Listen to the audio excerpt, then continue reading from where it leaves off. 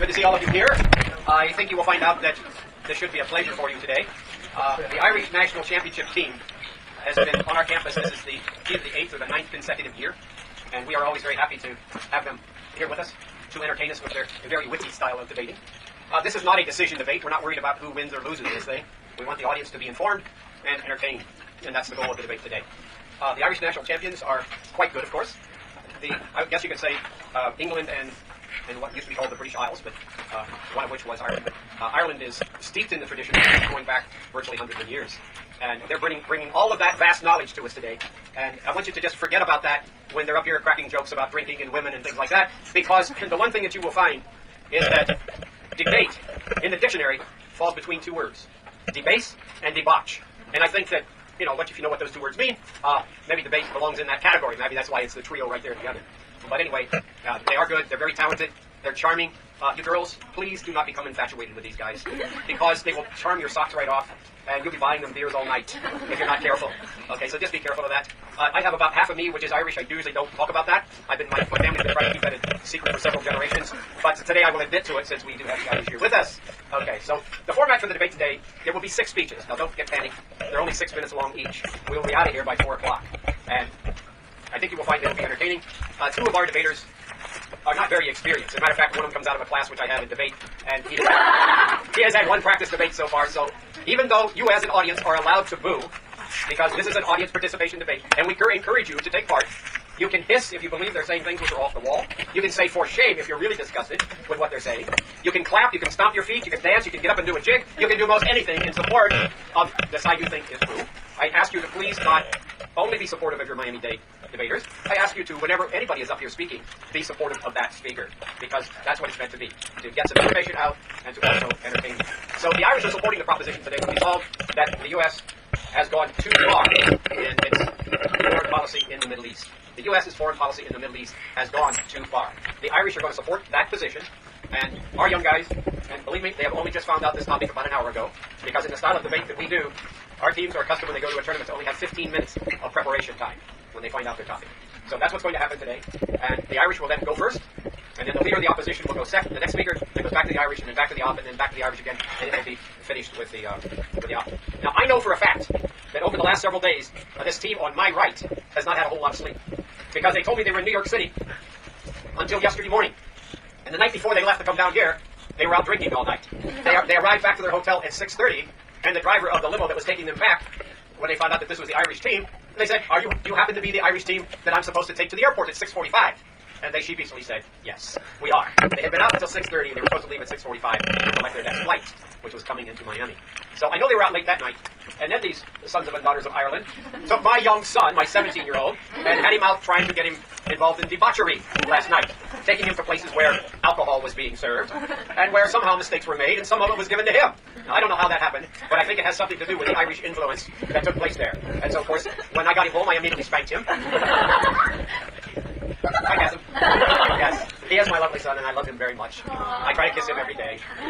Anyway, so we're going to turn this debate over now to the chairman, the person who's functioning as chairman. Would you stand up? It's the lovely Walsey, who has been one of our incredibly strong debaters over about 3 years running. She was here and debating for us, and she has been involved with debating and entertaining, I think, This will be my 4th year. the 4th year of being with the Irish. And the Irish still talk about her. Now, I don't know what that means, but they do still talk about her. So she's going to be handling the debate, and she'll be calling the speakers and things like that. So, Walsey, it's all yours. First of all, thank you for being here. We owe a lot of respect to both teams here. We need to give a round of applause to the Irish team because they came all the way. And they raised us with their debating skills for years now, and it's a great pleasure to have you here. Thank you. And we always look forward towards the time in April, which is good to hear you guys. So thank you for being here. Please try not to leave during the debate. It's extremely rude, and you will probably interrupt the flow, and you will cause somebody to miss out what's being said. So we really appreciate that. Now with that said, since we don't have a single leader and a single prime minister, what I'll do is I'll mention first leader and then second leader, same with prime minister, first prime minister, second prime minister, so that there aren't any confusions. It's hard to get used to that kind of language. So with that said, Rodrigo is our timekeeper, and he will be using signs to let you know how much time you have left. Rodrigo, you please know. So you can know what signs you use. All right, guys. I will be using this signal right here. Very simple. 3 minutes. This one for 2. This one for 1. If I do this, that's 30 seconds. And then after that, I'll just 5, 4, 3, 2, 1. I'll get stuff. And then, after that, I'll probably tell you to, Cut the speeches back to 5 minutes. 5 minutes? Because we'll make sure we're done by 4 o'clock. Cool. 5 minutes. Okay, with that said, we sit down and so at this time, the Speaker of the House would like to call upon the Prime Minister for a speech not to exceed 5 minutes. Pleasure to be heard. Would like to offer a brief deal at the start. If people could reach people doing hissing to a minimum, all those people stop completely attacked. I promise not to get anyone underage. 2 drugs. called Irish people. And Okay, yeah, that's good. never ever have drinks while underage. I mean, you all like one. That seems very reasonable, right? The reason is that we want this to remain pleasant because we're actually enjoying Miami quite a bit so far. It's nice, like, we've been traveling around America and we've stopped in such glorious places, a lot of Texas and even bigger places like New York City. And yeah, Miami's the first place that actually has anything approximating nature, like trees and grass. And it's really nice to be somewhere a little bit more like home. I mean, Dublin is a lot like Miami. You guys have it slightly warmer over here, but it's like not like practically the same place. Another place that's warmer than Miami is, or warmer than Ireland, rather, is the Middle East. And that's the kind of seamless transition that you can look forward to more of later on. Because we're here today to talk about why we, the Irish representatives, think that US policy in the Middle East has in many ways gone too far. And we're going to be mainly looking at situations in Iraq and Afghanistan at the moment, where we think that nearly a decade on from the start of the two conflicts, like things haven't necessarily gotten any better. Conflicts are on for years longer than we expected to. The numbers of civilian deaths outnumber the number of combat deaths by more than tenfold. Like if you look at the position of women in Afghanistan, where a couple of months ago the US Party Karzai regime legalized domestic rape, in no small part to hate the interests of the country who were mainly being reactionary because of the threats to US forces. We don't think that the US can necessarily say that it's helping people in the Middle East in the way that it intended to. We don't think they can necessarily say that the wars in Iraq and Afghanistan have been anywhere near as successful as they would like. We think that we can go out and not too much of a limb and say that they've been failed conflicts, that they've been failed wars. And we acknowledge that that wasn't ever intended, that wasn't in any way intentional. Like nobody says, I'm going to go out now and start a failed war and start a bad conflict. We think that through a mixture of poor intelligence, a mixture of beginning the war for serious reasons, which lost the whole support, and through underestimating the effort that we needed, and underestimating the commitment that would be necessary, the US has failed in the Middle East and failed itself. But we think that the harm here is not just that the death and destruction of the Middle East is seen, but also because when you consider the current conflict, it's framed as a clash of civilizations. Like, what that means is that if we're actually helping people, we need to ask why it is that we're in the Middle East in the first place.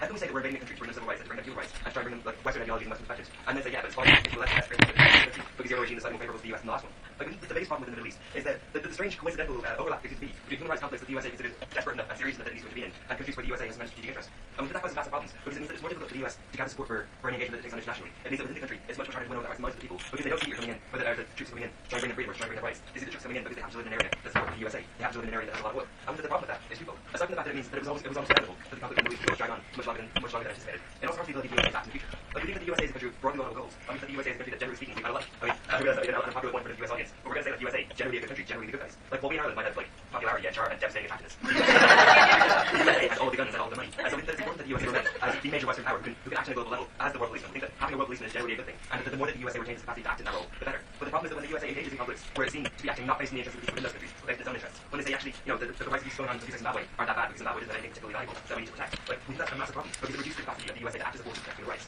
Like, America's stated aims in the Middle East are laudable, but America's actions in the Middle East haven't been. America's failure to provide the troops to be ready, to provide the equipment and the willpower needed to actually change things there. The USA's inability to cement any lasting change in the Middle East, and the USA's unwillingness to do things like asking the difficult questions of Israel's actions in the Middle East. The USA's unwillingness to ask difficult questions themselves about the reasons why it damaged the conflict in the first place. Ladies and gentlemen, we wholeheartedly believe that US policy in the Middle East has gone too far. I think it's a great pleasure to affirm such. At this time, the Speaker of the House will call upon the leader of opposition for a speech not to exceed 5 minutes. Thank you.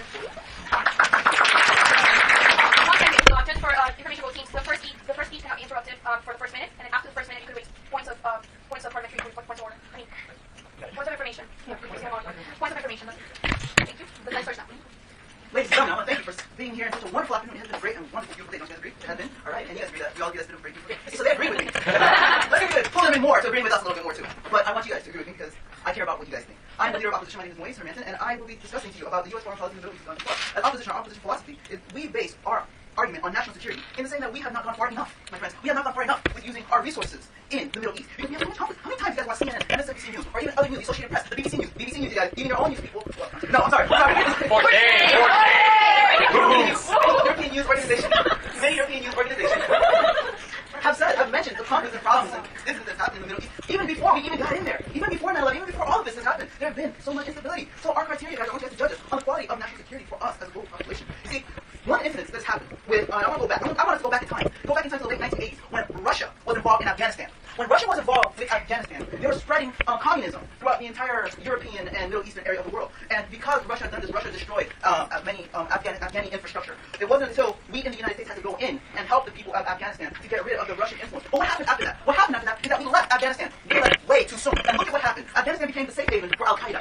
Afghanistan became the home base for Mr. Osama bin Laden, who was responsible for the September 11th attack of 2001. My friends! How can you say that? What happened before? And now look what's happening today. Because we got involved today. We thwarted many terrorist attacks, my friends. And many nations who have not been involved in the Middle East as much as we have. Look what happened to them. Guys, Russia, my friends, Russia was bombed last week. Have you guys heard?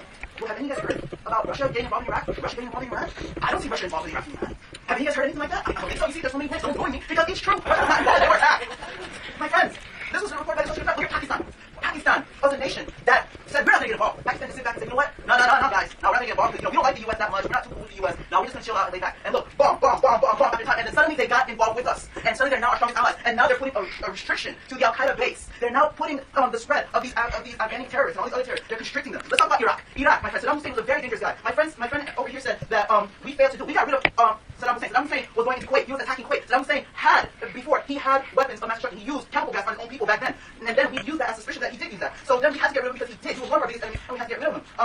The situation with Zimbabwe, there is something such as known as the African Alliance. The African Alliance is handling these things. So we have the African Alliance, but we need to look at the United States itself and look at the Middle East itself. Look at the strong influence that the Middle East has. Zimbabwe does not have that much influence, but Middle Eastern countries such as Iraq and Iran, they do have it, guys. And we need to protect ourselves. We need to look at the security of the world. We need to look at the big picture, the big influence, and we need to agree with me.